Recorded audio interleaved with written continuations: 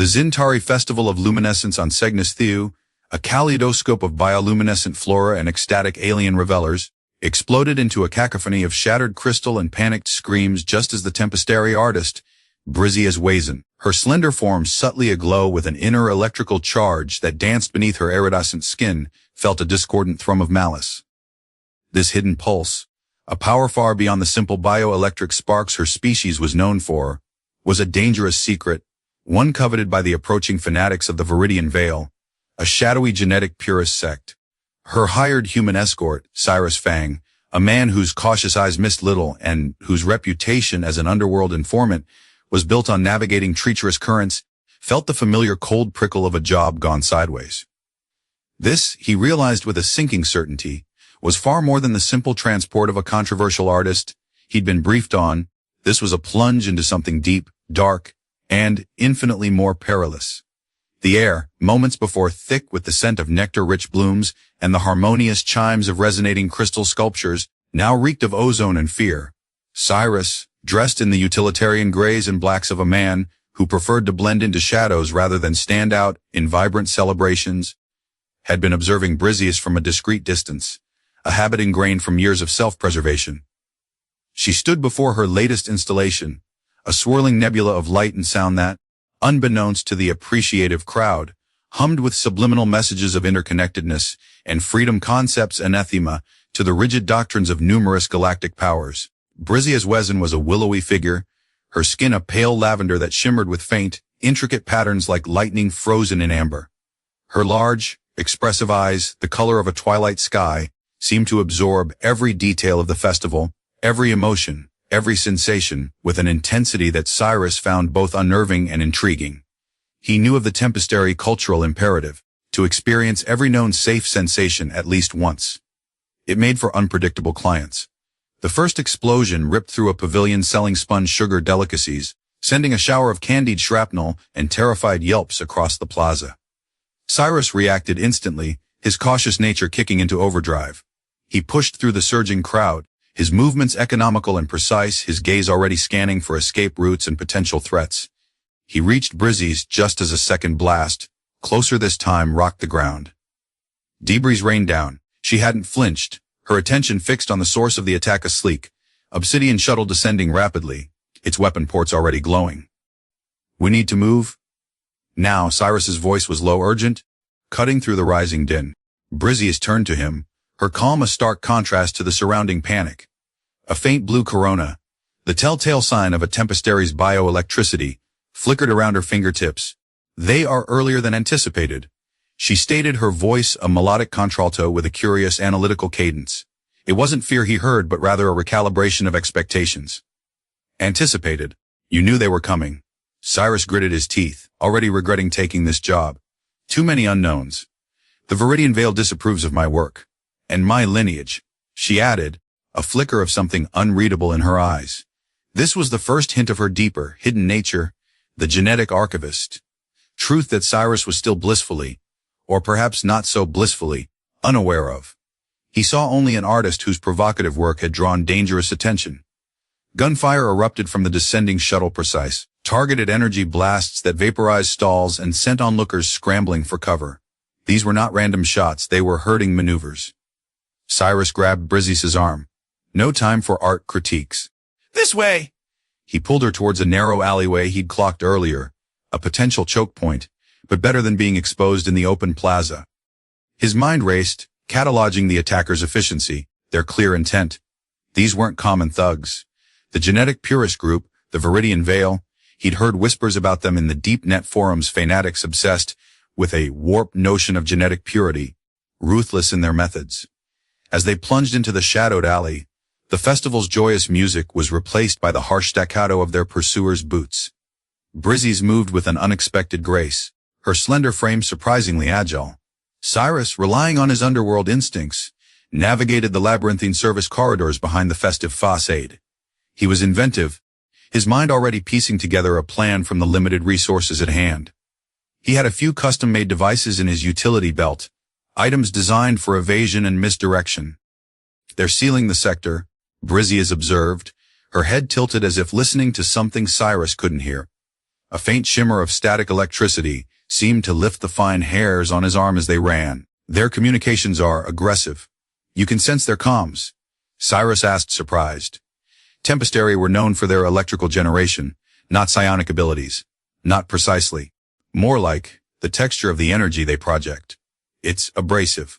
Her cultural quirk of experiencing sensations was clearly extending to things far beyond the norm. They burst out of the alley into a less crowded thoroughfare, the main spaceport beacon visible in the distance. Their only hope was Cyrus's discreetly docked freighter, the Stardust Drifter, but the Veridian Veil forces were already deploying, black-clad figures fanning out, their movements chillingly coordinated. One spotted them, raising a rifle. Before Cyrus could react, Briseis' hand shot out. Not an attack, but with a focused intensity. A brilliant blue arc of lightning, far more potent than any decorative spark, leaped from her fingertips and struck a nearby power conduit. The conduit exploded in a shower of sparks, plunging their immediate vicinity into temporary darkness and confusion. Several of the pursuing soldiers stumbled, disoriented. Impressive. Cyrus muttered, genuinely surprised by the raw power. He'd underestimated her. But let's not make a habit of blowing up city infrastructure. A necessary expenditure of energy to create a novel sensation, chaotic deflection. Briseis replied, a ghost of a smile playing on her lips. She seemed almost invigorated by the danger, another sensation to catalog. Cyrus shook his head. Save the cataloging for later. We need to reach Base 7. He used the momentary chaos to their advantage, ducking into a deserted cargo loading zone. He pulled a small, spherical device from his belt. This should buy us a few minutes. He primed it and tossed it back towards the main thoroughfare. A moment later, it erupted in a blinding flash of multicolored light and a cacophony of simulated weapons fire, a classic misdirection ploy he'd perfected. As they sprinted towards the docking bays, the sounds of pursuit receded slightly, confused by the decoy. Cyrus glanced at Briseis. Her breathing was even, her eyes bright. She was an enigma, an artist with subliminal messages of freedom, a tempestari with unexpectedly powerful electrical abilities, and someone who met mortal danger with a blend of analytical curiosity and surprising resilience. He was beginning to understand why she needed an escort with his particular, discrete skill set, and why someone wanted her badly enough to initiate a full-scale urban assault. The initial setup, him being hired to transport her through dangerous territory, suddenly felt like a gross understatement. The danger had found them before they'd even left the first system. The immediate consequences of their escape from the festival were clear. They were marked. The Veridian Veil was not a group to be trifled with, and they would undoubtedly have assets across the sector. Reaching Cyrus's ship was only the first hurdle. The journey ahead, wherever Briseis was truly headed, had just become infinitely more complicated. As they neared Base 7, Cyrus's private comm crackled. A distorted voice, cold and synthesized, spoke. Cyrus Fang, the informant. You harbor a genetic aberration. Surrender the Tempestari and we may overlook your transgression. Cyrus didn't reply. He gestured for Briseis to stay low as he peered around a stack of cargo crates. 2 Veridian Veil soldiers were guarding the ramp to his ship. His ship, the Stardust Drifter, was a heavily modified Corellian light freighter, unassuming on the outside, but packed with Cyrus's inventive upgrades. They know who I am, Cyrus said quietly. That's not good. My anonymity is usually my best defense. Your reputation precedes you, it seems. Briseis commented, her gaze fixed on the soldiers. They are attempting to provoke an emotional response. Fear perhaps, or indignation. I'm experiencing annoyance, mostly, Cyrus quipped, though a knot of genuine concern tightened in his gut. He was cautious by nature, and this situation was rapidly spinning out of his control. He needed to regain the initiative. He tapped a sequence on his wrist-mounted data pad. Let's see if they appreciate a little inventive problem-solving. The lights in Base 7 flickered and died, plunging them into near-total darkness. Simultaneously, a high-pitched, disorienting whine filled the air, a frequency Cyrus knew was particularly jarring to most humanoid auditory systems. The 2 guards cried out, clutching their heads. Thermal optics and sonic dampeners. Cyrus whispered, pulling a pair of goggles over his eyes and offering a set to Briseis. Standard Veridian Veil gear. But they won't expect the secondary pulse. He pressed another control. A wave of localized electromagnetic interference washed over the bay. He saw the guards' weapon indicators flicker and die. Now, he said, and they moved. Cyrus preferred non-lethal solutions when possible dead bodies attracted too much attention. He and Briseis moved swiftly. Cyrus disabled one guard with a nerve pinch he'd learned in the Anubian shadow markets, while Briseis, with surprising alacrity, sent a targeted jolt of electricity into the other guard's weapon, causing it to short out violently and knock the soldier off his feet with the concussive feedback. "You're full of surprises, Tempestari," Cyrus said, unlocking the ramp of the Stardust Drifter. "Life is an accumulation of novel experiences, Cyrus Fang," Briseis replied, stepping onto the ramp. "This collaboration is proving stimulating." Inside the drifter, Cyrus quickly initiated the pre-flight sequence. The engines hummed to life, a comforting thrum that spoke of escape. Through the main viewport, he saw more Veridian Veil shuttles descending on the spaceport. They had cut it incredibly fine. "Where are we going?" Cyrus asked, his hands flying over the controls, plotting a jump course to an unlisted relay point, in the outer rim, a place he used when he needed to disappear. Briseis looked out at the stars beginning to streak past, as they cleared the planet's atmosphere. "There is a place," she said, her voice softer now, tinged with something almost reverent. "A sanctuary spoken of in the oldest Tempestari legends. The Whispering Nebula of Aka'Seren. It is said to be a place of genesis, and perhaps a place of safety." Cyrus raised an eyebrow. "Legends, sanctuaries. I was hired for a transport job, Miss Wezen, not a pilgrimage." "The nature of the journey has evolved, Cyrus Fang," Briseis stated calmly. "The Veridian Veil wants more than just to silence my art. They hunt what I am, what I carry within me." She paused, then turned to him, her lavender eyes holding a depth he was only beginning to fathom. "My DNA is not just my own. It is an archive, Cyrus. A living library of the genetic codes of thousands of extinct species from across the forgotten eons of this galaxy." Cyrus stared at her, the revelation settling in with a chilling weight. A genetic archivist. That explained the Veil's fanaticism. Her unique biology wasn't just about electric shocks. It was a repository of life itself. An archive, so you're not just an artist spreading messages of freedom. The art is a vessel for the hope those messages contain. Briseis corrected gently. "But my existence, my very being, is a testament to the diversity the Veil seeks to eradicate. They believe such genetic legacies are impure, a corruption of some imagined perfect form." The Stardust Drifter leaped into hyperspace, the star-streaked tunnel a momentary reprieve. But Cyrus knew this was just the beginning. Their journey to this Whispering Nebula was no longer a simple contract. It was a desperate flight for survival, for the preservation of something far greater than either of them had initially understood. The perilous journey to a sacred, legendary location from the aliens' culture was now their only viable path. It was a turning point, forced upon them by the violent interruption of their original plans, and it would undoubtedly push them into a proximity far more intense than either had bargained for. The hyperspace journey to the vicinity of the Aka'Seren system was tense.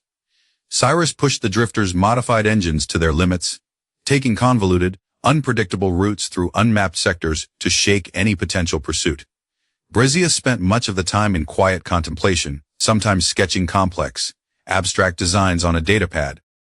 Designs that seemed to wreathe with barely contained energy. Other times, she would simply stare out at the swirling colors of hyperspace, her expression unreadable. Her cultural imperative to experience new sensations led to some unusual requests. She asked Cyrus to describe, in meticulous detail, the human emotion of boredom, then anticipation, then regret. He found himself, to his own surprise, trying to articulate these abstract concepts, a strange intimacy blooming in the shared confines of the cockpit. "This regret," she mused after one such explanation, her head tilted. "It feels heavy, like a dense, dark star. Is it always unpleasant?" "Usually," Cyrus admitted, navigating a particularly turbulent stretch of non-space. "It means you wish you'd done something differently. A valuable feedback mechanism for future choices." Then, she concluded, filing it away. Their approach to the Aka'Seren Nebula was fraught with peril. It wasn't on any standard star chart, existing only in fragmented Tempestari lore, and, as Cyrus discovered after some deep web research, in heavily redacted xeno-archaeological reports that hinted at extreme gravimetric distortions and unexplained energy signatures. As they dropped out of hyperspace, the view screen filled with a breathtaking, chaotic vista. The Whispering Nebula was a maelstrom of incandescent gas clouds, young, fiercely burning stars, and treacherous asteroid fields composed of crystalline structures that pulsed with their own eerie light. The legends say, Aka'Seren tests those who seek its heart. Briseis murmured, her eyes wide with a mixture of awe and trepidation. This was clearly a profound experience for her. Looks like it's testing my piloting skills more than anything. Cyrus grumbled, his hands tight on the controls as the drifter was buffeted by unseen currents. Alarms began to shriek. He yelled over the din. Hold on. The ship was tossed like a leaf in a storm. Despite Cyrus's skill, a jagged shard of crystal, easily the size of a fighter craft, tore through their port stabilizer. The drifter spun, alarms blaring, smoke filling the cockpit. Cyrus fought for control, his inventive mind already calculating damage and potential landing sites. We're going down, he shouted. Brace for impact. They crashed, not with a catastrophic explosion, but with a jarring, screeching halt on the surface of a large, moon-sized asteroid deep within the nebula. The impact was hard enough to throw them, both against their restraints, momentarily stunning them. Silence descended, broken only by the hiss of escaping atmosphere and the groan of stressed metal. Cyrus coughed, unbuckling himself. Everyone, in one piece. Briseis was already checking the ship's systems, a faint blue glow around her hands as she interfaced with a damaged console. Main power is offline. Life support is on emergency battery. Hull integrity is compromised in Sector 4. We are stranded. Stranded? Cyrus repeated the word tasting like ash. Just peachy. Outside, the landscape of the asteroid was alien and hostile. Jagged crystal formations clawed at a sky filled with the swirling, violent beauty of the nebula. The very air crackled with an unfamiliar energy. This forced proximity, this shared disaster, stripped away the last vestiges of their professional arrangement. They were now two beings, a human and a tempestary, reliant entirely on each other for survival in a place that felt actively inimical to life. The Veridian Veil was still out there, undoubtedly searching. Cyrus knew their respite would be temporary. We need to get the drifter spaceworthy, or find shelter and a way to send a distress signal that they won't intercept. The legends speak of a sanctuary at the heart of Aka'Seren. Briseis said, her gaze distant. A place called the Still Point. It's said to be shielded from the nebula's turmoil. More legends. Cyrus sighed, but he couldn't deny the pull of hope, however faint. Any idea how to find this Still Point? Briseis touched a smooth, crystalline outcrop near their crash site. A faint tracery of light, similar to the patterns on her skin, spread from her fingers into the crystal. The energy here, it resonates with something within me. The nebula isn't just chaotic, it's alive. And it seems to be aware of my presence.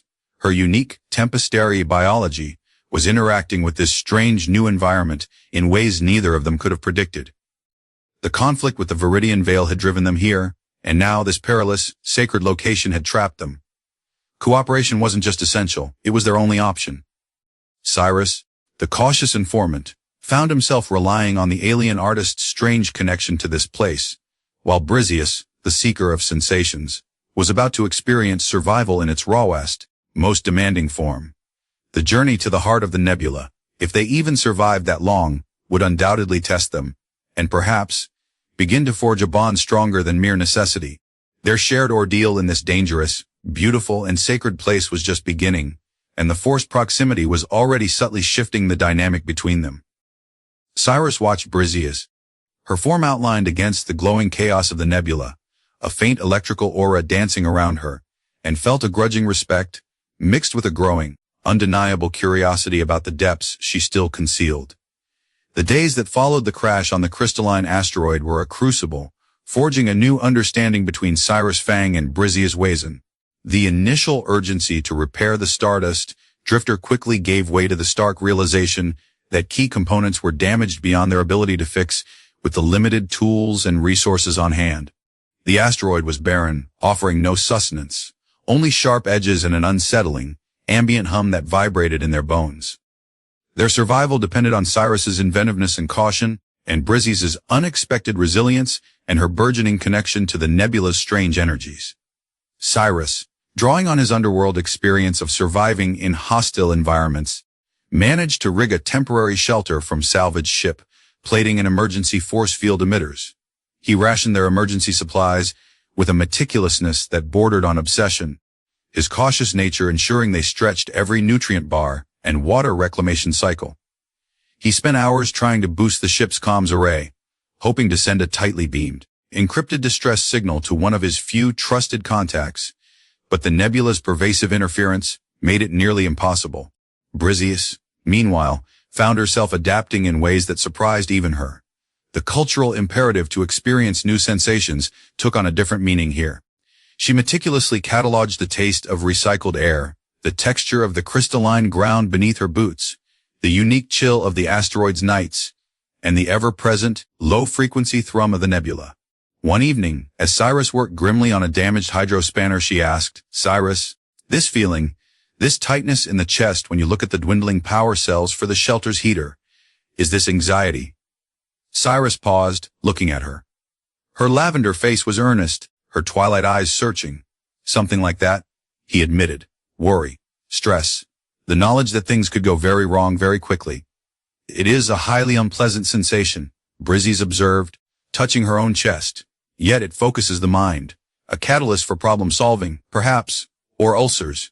Cyrus grunted, but he saw her point. Her analytical approach to even fear was disarming. During one particularly cold asteroid night, huddled together for warmth in their makeshift shelter, as the power cells dipped dangerously low, Briseis began to reveal more about her hidden depth, her role as a genetic archivist. The core plot element, the ancient precursor artifact the Veridian Veil sought, was, she explained, intrinsically linked to her abilities. The Tempestary were not always as we are now.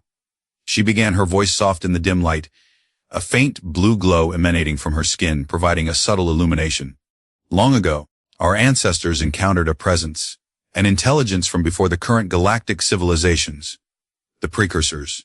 Cyrus listened, captivated despite the cold and their precarious situation. This Precursor intelligence, Briseis continued, foresaw a time of great loss, of homogenization. They sought to preserve the galaxy's biodiversity. They couldn't save every species physically, so they devised a way to store their genetic essence, their blueprints. They chose my ancestors, who had a natural affinity for bioenergetic manipulation, as vessels. The ability to generate and control electricity was a foundation, but the true gift, the true burden, was the capacity to become living archives. "So, your DNA, it's like a seed bank?" Cyrus asked, trying to grasp the immense scale of it. "In a way. But more than just static data. It's resonant. Each genetic sequence carries an echo of the life it represented. Sometimes, if the conditions are right, or the emotional stimulus intense enough, I can feel them. Glimpses. Instincts. A whisper of a roar from a beast extinct for 1,000,000 years, or the complex photosynthetic process of a sentient plant from a lost world." Cyrus was silent for a long moment, processing. This was far beyond anything he'd ever encountered in the galactic underworld. "And the Veridian Veil, they know this? They suspect the fullness of it. They call such legacies tainted bloodlines. They believe that intermingling with or preserving such alien genetic information is a perversion. They seek what they call the heart of the ancients, a precursor artifact they believe can purify the galaxy, restoring it to some mythical, singular genetic state. They think it's a weapon of ultimate cleansing. And this artifact," Cyrus pressed. "Is it real?" "I believe so," Briseis said. "And I believe it's not a weapon of purification, but perhaps a key. A way to safely access, understand, and perhaps even restore some of what has been lost. The Veil believes it is their stolen deity, the divine instrument of their crusade. They believe the Tempestary, specifically those like me with a strong archival signature, are defilers who hold a profane connection to it, or worse, are parts of the deity that have been corrupted and must be reclaimed and cleansed." Her revelation cast their flight in an even more desperate light. They weren't just running from fanatics. They were caught in a conflict over the very definition of life and heritage, with an ancient, powerful artifact at its heart. Their shared challenges continued. A micrometeoroid shower forced them to reinforce their shelter. Cyrus's inventive use of salvage plating and Briseis's ability to generate localized kinetic shields with her electrical powers proving crucial. During one repair, Cyrus gashed his arm badly on a sharp crystal edge. Briseis, seeing the rapidly bleeding wound, acted without hesitation. She placed her hands over the injury, and a warm, pulsing blue light enveloped his arm. The bleeding slowed, then stopped. The pain lessened significantly. Cyrus stared, astonished. What was that?" "A focused application of bioelectric energy," Briseis explained, her brow furrowed in concentration. It can accelerate cellular regeneration, a minor expression of one of the archived genetic traits, from a species that had remarkable healing capabilities. Minor, Cyrus flexed his fingers, feeling only a dull ache where moments before there had been agony. That was incredible. He looked at her, seeing not just an alien, but a being of extraordinary power, and he was beginning to realize profound compassion.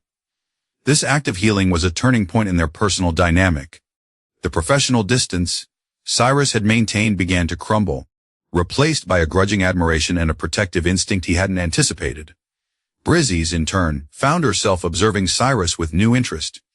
His unwavering pragmatism, his surprising gentleness, when tending to her minor scrapes from navigating the treacherous terrain, the way his mind visibly worked, when devising a new solution to a problem, these were all new sensations for her, fascinating and complex. Her cultural quirk led to further, often awkward, but ultimately bonding experiences. She once asked Cyrus to describe joy. He struggled, then found an old audio file on his datapad, a recording of a child's laughter he'd kept for reasons he couldn't quite articulate. He played it for her. Briseis listened, her head cocked, a slow smile spreading across her face. That sensation, it is like tiny bright stars exploding in the chest, she said, her own eyes shining. I wish to experience it more. Romantic tension began to build, unacknowledged but palpable in the close confines of their existence. Shared glances lingered a moment too long. Accidental touches sent sparks, both literal and figurative, given Briseis' nature between them.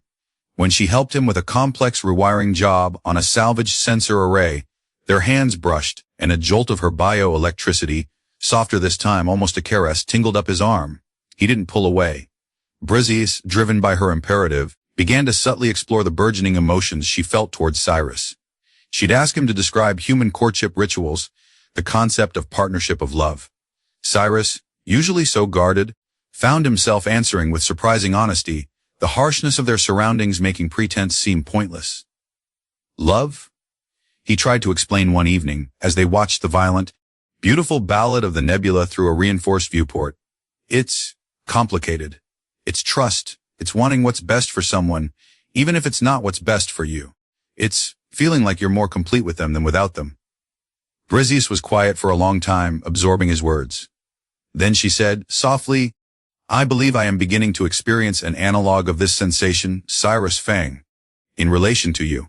Cyrus's breath hitched. He turned to look at her, her lavender skin luminous in the nebula's glow. Her twilight eyes were fixed on him, open and vulnerable in a way he hadn't seen before. The cautious informant, the man who trusted no one easily, found his defenses rapidly eroding. Their quest for the still point became more urgent. Briseis, using her connection to the nebula's energies, began to sense a direction, a subtle pull towards what she believed was the sanctuary. It was a dangerous trek across the unstable surface of the asteroid, through fields of razor-sharp crystals and over deep, shadowy crevasses. Cyrus, ever cautious, plotted their routes, tested the stability of the ground, and devised ways to cross treacherous gaps using salvage cables and his inventive ingenuity. Briseis, in turn, used her tempestary abilities to sense pockets of dangerous energy, to light their way through darkened caverns with her bioluminescence, and, on more than one occasion, to create diversions when strange, crystalline predatory creatures native to the asteroid detected their presence. They learned to move as a unit, anticipating each other's needs, covering each other's weaknesses. Cyrus's pragmatism was balanced by Briseis's intuitive connection to their surroundings. Her experiences were no longer just for cataloging, they were vital for their survival. And through it all, the unspoken feelings between them deepened, a silent counterpoint to the harsh song of the nebula. The forced cooperation had stripped away their initial prejudices, revealing the individuals beneath. Trust had been forged in shared danger, and something more profound was beginning to bloom in the desolate, beautiful landscape of Aka'Seren. The Veridian Veil, however, had not been idle. Just as Cyrus and Briseis began to feel a fragile sense of hope, believing they were nearing the legendary still point, their precarious sanctuary was shattered. A sleek, black Veridian Veil scout ship, more advanced and heavily armed than the shuttles they'd encountered at the festival, dropped out of the turbulent nebular clouds, its sensors clearly having pierced the interference that had shielded them. They found us? Cyrus exclaimed, his blood running cold. The scout ship's weapon ports glowed menacingly. He grabbed Briseis' arm. "We need to move. Now." Their half-repaired Stardust drifter was no match for the Veil warship. Their only hope lay in reaching the still point if it even existed, before the Veil could capture them. The stakes surrounding Briseis, her genetic archive, and by extension the Precursor artifact the Veil sought, had just escalated to a critical point. The purists clearly believed Briseis was the key, or perhaps even a living component of their stolen deity. The scout ship unleashed a barrage of plasma fire, impacting perilously close to their shelter, sending showers of molten crystal and superheated gas into the thin atmosphere. Cyrus and Briseis scrambled out, the ground trembling beneath their feet. "This way," Briseis urged, pulling Cyrus towards a narrow chasm she had sensed earlier, a potential route to the still point. "The energy signature is stronger in this direction. It feels protected." They plunged into the chasm, the Veridian Veil ship hovering above, unable to follow them directly into the confined space, but clearly deploying ground troops. The chase was on, a desperate race through the treacherous, crystalline labyrinth of the asteroid's interior. Cyrus used his knowledge of urban evasion, setting small, improvised traps with salvaged tech and loose crystals to slow their pursuers. Briseis, now more confident in her abilities, used her electrical powers not just defensively but offensively, shorting out the lights on the Veil soldiers' helmets, creating disorienting static fields, and even collapsing unstable sections of tunnel behind them. During a brief respite in a larger cavern, its walls lined with giant, faintly glowing geode formations, the emotional and romantic connection between them, simmering for so long, finally boiled over. They were cornered, the sounds of the Veil troops echoing closer. Cyrus, his face grim, checked his last remaining energy cell for his multi-tool. "This might be it, Briseis," he said, his voice low. "I'll try to create a diversion. You run. Get to the still point if you can." Briseis turned to him, her twilight eyes blazing with an intensity that startled him.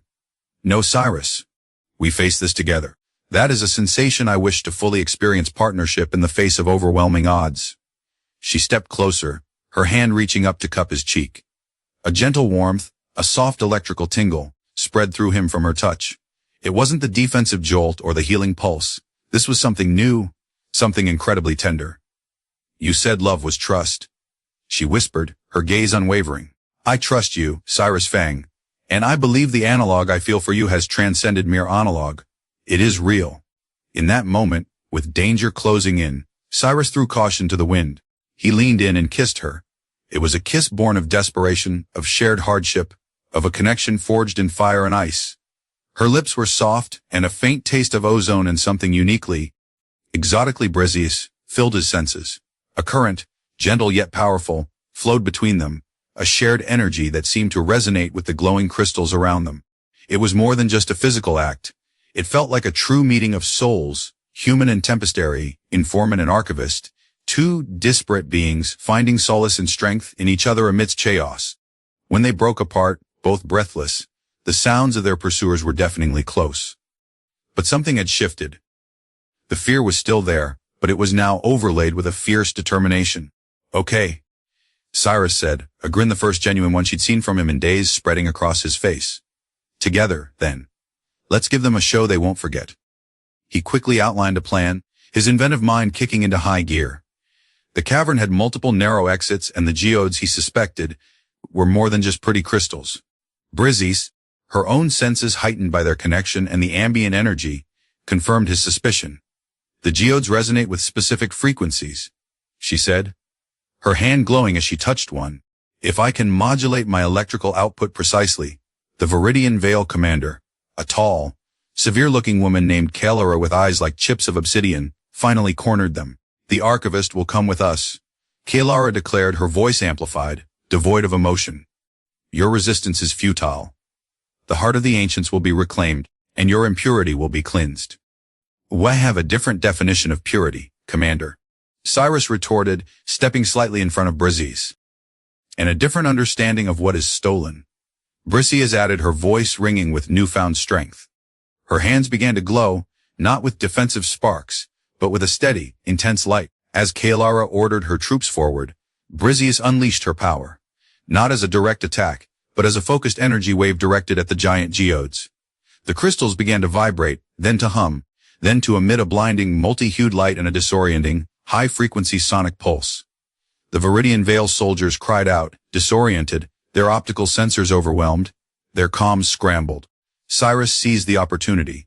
He activated a device he'd cobbled together from the drifter's emergency beacon and a focusing crystal, a miniature EMP grenade. He hurled it into the midst of the Veil troops. It detonated with a sharp crackle, and their energy weapons sparked and died. Now, Briseis! With a shared look, they sprinted towards the exit Briseis had indicated, the one that pulsed with the strongest sense of sanctuary. The cavern behind them was filled with confused, disarmed soldiers and the deafening, beautiful song of the resonating geodes. They had bought themselves time, but Calora was not one to be easily deterred. Their escape led them deeper into the asteroid, through passages that seemed to shimmer with an internal light. The air grew warmer, the oppressive hum of the nebula softening into something more melodic. And then, they saw it. The still point. It was a vast, spherical cavern, the very heart of the asteroid. In its center floated a colossal, crystalline structure, pulsing with a gentle, white light, the Precursor artifact. It was not the menacing weapon the Veil imagined, nor simply a key. It seemed alive. The walls of the cavern were not rock, but a complex, organic-looking lattice, interwoven with veins of the same glowing crystal. Water, pure and clear, trickled down these walls, forming a serene pool at the cavern's base. The atmosphere was breathable, fresh, and filled with a profound sense of peace. It's real, Cyrus breathed, awestruck. Briseis stepped forward, her entire being seeming to resonate with the artifact. It's more than real, Cyrus. It's a consciousness, a repository, not just of genetics but of knowledge, of understanding. As she approached the floating artifact, it pulsed brighter, and a sense of welcome, of recognition, washed over them. But their reprieve was short-lived. A section of the cavern wall behind them hissed open, revealing a hidden tunnel, and Calora stepped through, flanked by 2 elite guards, their weapons now functional again. She had found another way in. Impressive, Calora said, her voice tight with fury. You led us right to it. The heart of the ancients, and the archivist who will help us unlock its true purpose. Her eyes fixed on Briseis with a predatory gleam. You carry the codes of our lost deity, Defiler. We will extract them, and then the purification will begin. The confrontation they had been running from was finally upon them, in the very sanctuary they had sought. The stakes had never been higher, the Precursor artifact hanging between them, a silent, powerful arbiter. Cyrus and Briseis exchanged a look.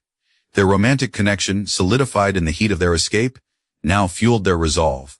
They would protect this place, and each other, no matter the cost. The ancient artifact, a beacon of lost knowledge, was now the stage for their most critical battle. The rising action towards the climax began with Calora's chilling pronouncement. She didn't intend to negotiate. Her fanaticism was absolute.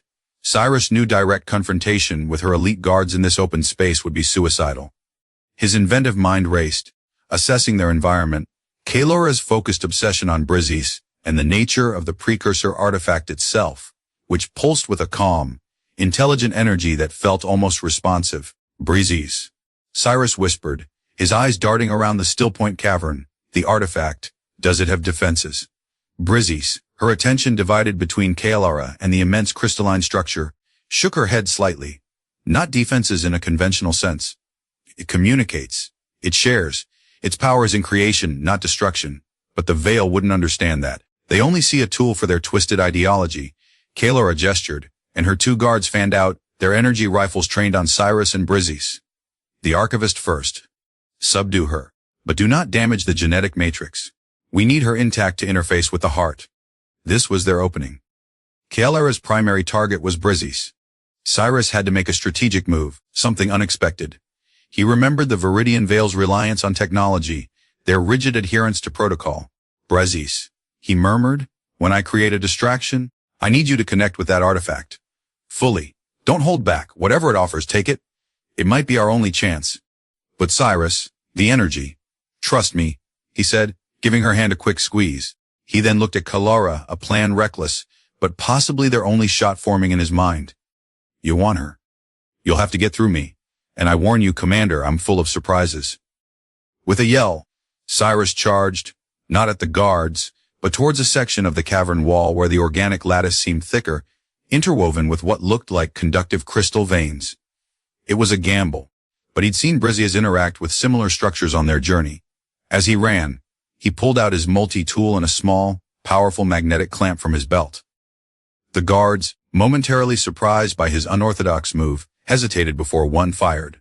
The plasma bolt seared past Cyrus's shoulder, impacting the lattice wall with a sizzle. Cyrus ignored the near miss, slapped the magnetic clamp onto a large crystal vein, and then using his multi-tool, created a deliberate, massive short circuit. Sparks erupted. A section of the cavern's lighting flickered and died. More importantly, a wave of localized electromagnetic feedback, amplified by the crystal lattice, surged through the immediate area. Kyalara's guards cried out as their advanced targeting systems and weapon power cells overloaded, just as they had in the spaceport bay. Their rifles went dead. "No, Briseis!" Cyrus yelled, diving for cover behind a crystalline outcrop as Kyalara, enraged, drew a personal sidearm, a projectile weapon, less susceptible to EMPs. Briseis didn't hesitate. While Kyalara was focused on Cyrus, she turned and reached out her hands towards the colossal, floating Precursor artifact. As her fingertips brushed its luminous surface, an immense wave of energy, pure and ancient, flowed into her. Her lavender skin blazed with an almost unbearable white light, the intricate patterns on her body shifting and reforming at incredible speed. Her eyes became pure, star-like points of brilliance. The genetic archive within her awakened, not as whispers, but as a roaring chorus of a million lives. She felt an influx of knowledge, of understanding, of power beyond anything she had ever imagined. It was the sensation of universal connection magnified 1,000-fold. Kyalara, seeing this, screamed in fury. "No! The Defiler is corrupting it. Stop her." She fired her projectile weapon at Briseis. Cyrus, anticipating this, had already moved. He tackled Kyalara from the side, sending her shot wide. They grappled on the crystalline floor, Kyalara fighting with a fanatic's strength, her nails clawing at his face. Cyrus, using skills honed in countless back-alley brawls, managed to disarm her, her pistol clattering away. But Kyalara was not just a commander, she was a zealot. She produced a vibro knife from her boot, its edge humming ominously. "You will not interfere with destiny, informant." Meanwhile, the Veridian Veil scout ship, still hovering outside the asteroid, must have detected the energy surge from the artifact and the commotion within the still point.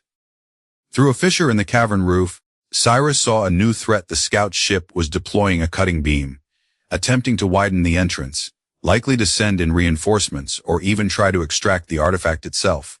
The stakes had risen yet again. They were not just fighting Kyalara, but potentially the entire Veridian Veil force. Their escape route was being compromised.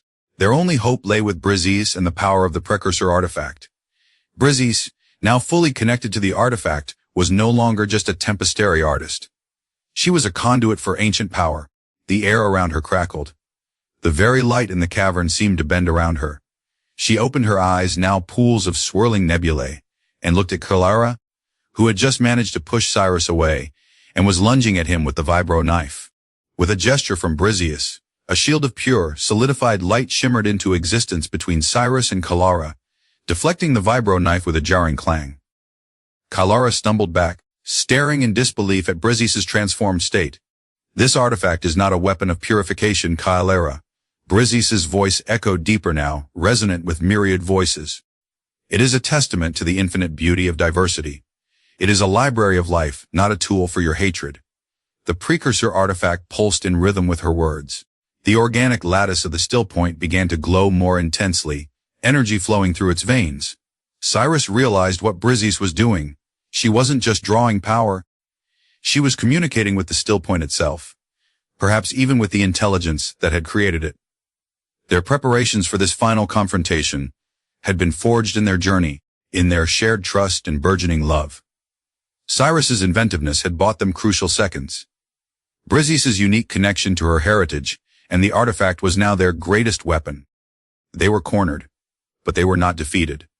The true battle for the still point, and for the future it represented, was about to reach its zenith, not on their terms, but on the terms dictated by ancient power and newfound love. The living ship of the antagonist wasn't here, but the Veridian Veil's scout ship outside was effectively a mobile command center, and its attempts to breach the still point meant the fight was about to expand beyond the cavern walls. The climax was upon them, inside this sacred, living heart of the nebula. The climax ignited as Kylara, recovering from her shock, let out a guttural roar of pure, undiluted fanaticism. "Lies! Deceiver! The heart demands cleansing! It will be ours."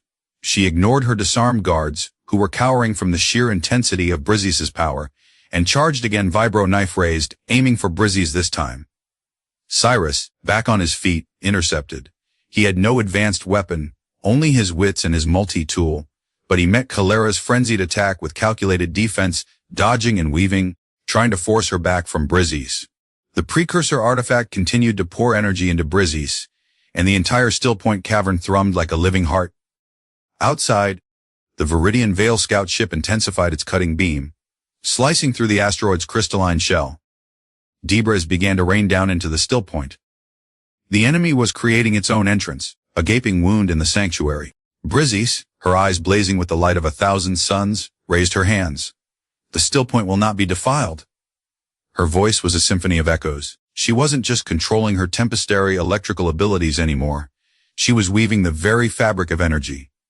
Tendrils of light, drawn from the artifact, and the cavern itself, lashed out. They didn't strike Kylara directly, but instead wrapped around the falling debris, deflecting it, guiding it to fall harmlessly into the pool at the cavern's base. Simultaneously, she focused a portion of her will outwards, towards the Veridian Veil ship. The ambient energy of the Aka'Seren nebula, usually chaotic, now seemed to answer her call. Cyrus watched in awe as streams of charged particles, drawn from the swirling gases outside, converged on the scout ship. They weren't explosive, but disruptive. The ship's shields flickered erratically. Its cutting beams sputtered and died. "She's controlling the nebula," Cyrus breathed, deflecting another of Kylara's desperate lunges. "The artifact is a harmonizer?" Briseis' voice echoed in his mind, a direct, telepathic communication that was another new, astonishing sensation. "It allows me to speak the nebula's language." Kylara, realizing her support from the ship was compromised, became even more desperate. She fended at Cyrus, then spun, launching a concealed micro-grenade from her belt towards the Precursor artifact itself. "If we cannot have it pure, then no one will have it." "No," Cyrus yelled, but it was too late to intercept the projectile. But Briseis, or rather the combined consciousness of Briseis and the artifact, was ready.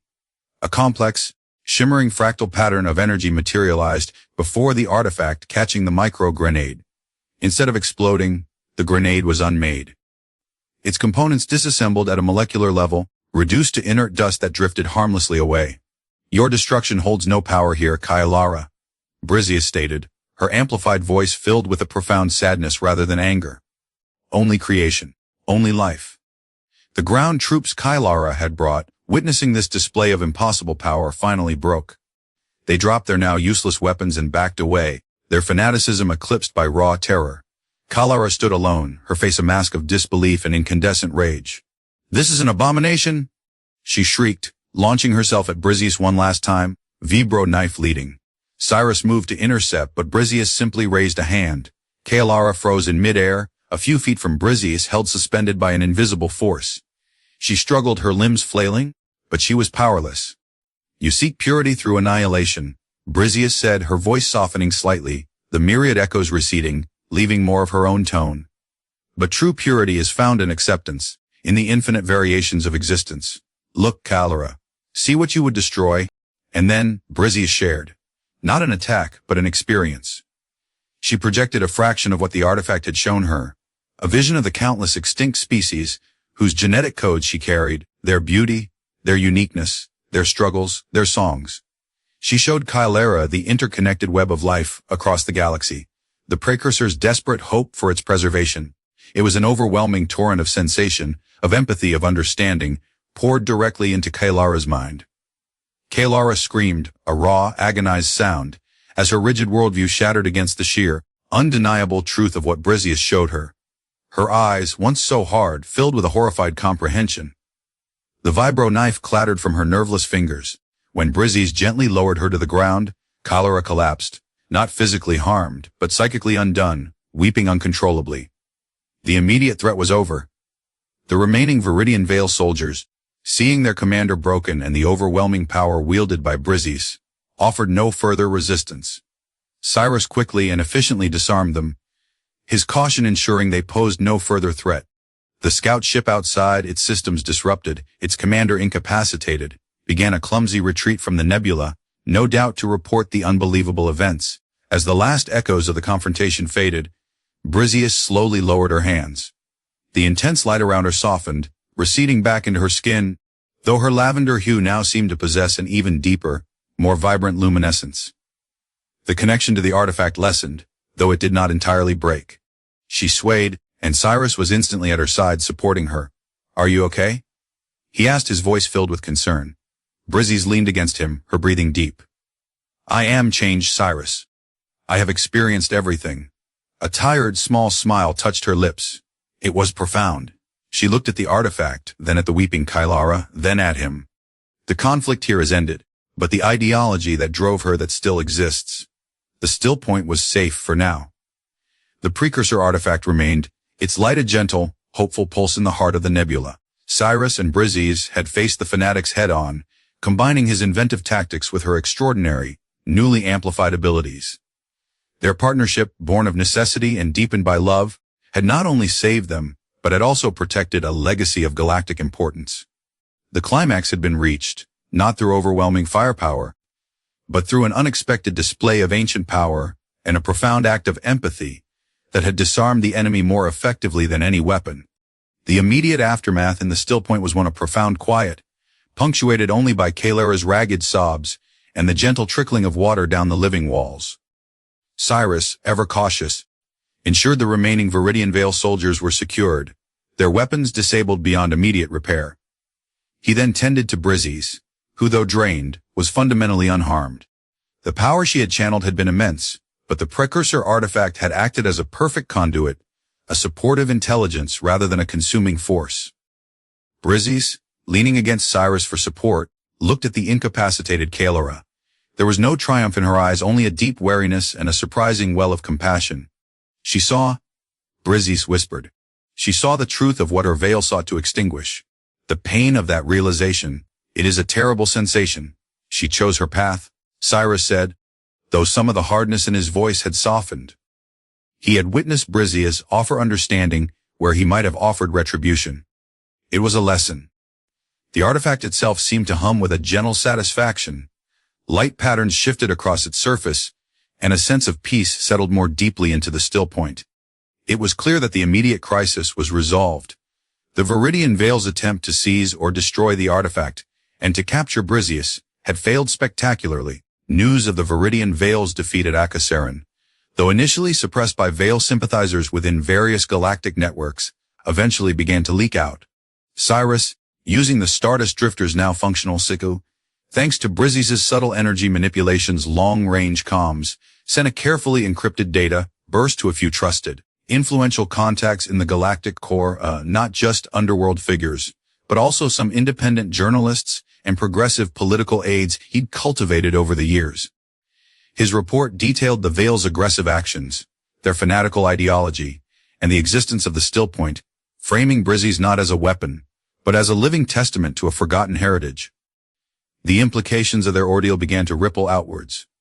The Veil's attack and Briseis' unique nature as a genetic archivist brought the issue of genetic diversity and the rights of variant species to the forefront of galactic discourse. The concept of a living archive was revolutionary, challenging many established beliefs about heritage and evolution. In the days that followed, as they worked to make minor repairs to the Stardust Drifter, and Briseis recovered her strength, their relationship, already confirmed in the heat of battle, deepened into a quiet intimacy. In the serene environment of the still point, they talked for hours, sharing stories of their pasts, their hopes, their fears. Cyrus found himself opening up in ways he never thought possible, his cautious informant's shell irrevocably cracked by the tempestary who had shown him the universe in a new light. Briseis, in turn, explored the nuances of her newfound emotions with Cyrus, her cultural imperative to experience sensations now focused on the infinite complexities of love, trust, and partnership. One evening, as they sat by the tranquil pool, the light of the Precursor artifact bathing them in its soft glow, Briseis took Cyrus's hand. A gentle current of warmth flowed between them. "Cyrus," she said, her voice filled with a quiet certainty. "What we have found here together, it is more precious than any artifact, more vital than any genetic code." He met her gaze, his own eyes reflecting the deep affection he felt. "I never expected any of this," he admitted. "My life was about shadows and secrets. You brought light, Briseis, and a hell of a lot of trouble." He added, a smile touching his lips. She smiled back. "A novel combination of sensations, I believe." Their personal choice to stand together, to fight for what they believed in, had broader implications than they could have imagined. The evidence Cyrus disseminated, coupled with fragmented sensor logs from the retreating Veil scout ship and whispers from other systems that had suffered under the Veil's purges, began to create a groundswell of public opinion. The Veridian Veil's actions were condemned, their ideology exposed as hateful and destructive. The Precursor artifact, now understood by a select few including some responsible xeno-archaeologists Cyrus had vetted, was not a weapon to be hoarded or a deity to be worshipped, but a library, a source of immense knowledge. Briseis, with her unique connection, became its de facto guardian and interpreter, a bridge between the ancient past and the galaxy's future. The idea of restorative justice began to take root, how to deal with the defeated Veil members not just through punishment, but through understanding and, where possible, re-education. Inspired by Kalera's forced awakening, the galaxy had been shown a different way, a path of acceptance and preservation, championed by an unlikely pair, a cautious underworld informant and an extraordinary Tempestarier archivist. Their ordeal had planted the seeds for a profound change in galactic consciousness. A standard galactic year later, the ripples of their actions at Aka'Seren had coalesced into significant waves of change. The Galactic Concord, spurred by overwhelming public pressure and the undeniable evidence of the Veridian Veil's atrocities, convened an unprecedented summit. The primary agenda: the drafting of a new charter of universal rights and restorative justice. Cyrus Fang and Briseis Wezen, no longer fugitives but reluctant heroes, were invited to speak. Cyrus, uncomfortable in the formal attire but resolute, spoke of the dangers of fanaticism, the importance of critical thinking, and the need for laws that protected the vulnerable, not just the powerful. He drew on his underworld experiences to highlight how easily fear and misinformation could be weaponized. Briseis, radiating a calm, luminous grace, spoke of the infinite beauty of diversity, the interconnectedness of all life, and the profound wisdom held within forgotten legacies. She did not speak of vengeance against the Veil, but of the need to understand the roots of such hatred and to cultivate empathy as a galactic imperative. Her presence, a living testament to the very principles she espoused, was more powerful than any rhetoric. The genetic archive she carried was no longer a secret burden, but a celebrated treasure, a symbol of hope and continuity. Influenced by their testimony and the growing understanding of the Precursor artifact's true nature, now under careful, ethical study by a multi-species coalition, including Tempestary scholars, the Concord ratified the Aka'Seren Accords. These new laws established robust protections for all sentient species, recognized the intrinsic value of genetic diversity, and pioneered principles of restorative justice for dealing with ideological extremism, focusing on rehabilitation and understanding over mere retribution. The Veridian Veil, as an organization, was dismantled, its leaders facing tribunals that aimed not just for punishment, but for a genuine reckoning with the harm they had caused. Some, like Kalera, who had undergone a profound and painful transformation, even became reluctant participants in educational programs, sharing their experiences as a warning. Cyrus and Briseis chose not to remain in the galactic core, with its politics and endless committees. They returned to the Aquasaran Nebula, not to the still point itself, which remained a protected sanctuary, but to a small, habitable moon nearby that Cyrus had acquired, through his old contacts, ensuring it was unlisted and secure. There, aboard a slightly larger, more comfortable version of the Stardust Drifter Sevums, dubbed the Archive's Echo, they began to build their new life. Cyrus found a new purpose, using his inventive skills and underworld network not for clandestine information brokering, but for facilitating communication and aid to marginalized communities across the Outer Rim, helping to implement the spirit of the Aka'Seren Accords where the Concord's reach was weak. He was still cautious, but his caution was now tempered with a deep-seated optimism Briseis had instilled in him. Briseis worked closely with scholars, both Tempestary and others, carefully sharing the knowledge unlocked by her connection to the Precursor artifact. She oversaw projects to reintroduce carefully selected, extinct flora to barren worlds, to understand ancient ecological principles that could heal damaged planets. Her art, too, evolved. It was no longer just about subliminal messages of freedom, but about vibrant expressions of interconnectedness, of the beauty she had found in the universe, and in her unexpected union with Cyrus. Her cultural imperative to experience new sensations found its ultimate expression in the endless discovery of their shared life and the galaxy they were helping to reshape. She experienced joy daily, in the bloom of a restored ancient flower, in the laughter they shared, in the quiet moments watching the nebula paint the sky. Their love, forged in danger and tempered by understanding, was a beacon. Their story, the cautious human informant and the extraordinary alien archivist, an unexpected union across the stars who fought for love and new life, became a quiet legend, inspiring others to look beyond differences, to cherish diversity, and to believe in the possibility of a more just and compassionate galaxy. One evening, standing on the observation deck of the Archives Echo, looking out at the breathtaking vista of the Whispering Nebula, Briseis leaned her head on Cyrus's shoulder. A faint, shared electrical warmth pulsed between them. "Do you ever miss the quiet chaos of the underworld, Cyrus Fang?" she asked, a teasing lilt in her voice. Cyrus chuckled, wrapping an arm around her. "Sometimes I miss the simplicity. But then I remember what we're building here, what we found. No, Briseis Wezen, I wouldn't trade this for all the credits in the galaxy." He kissed the top of her head. "This sensation, contentment, it's one I plan on experiencing for a very long time." Across the stars, their love continued to illuminate a path towards a brighter future, a testament to an unexpected union that had not only saved them, but had helped to heal a fractured galaxy, fighting for and finding both love and new life in the most extraordinary of circumstances.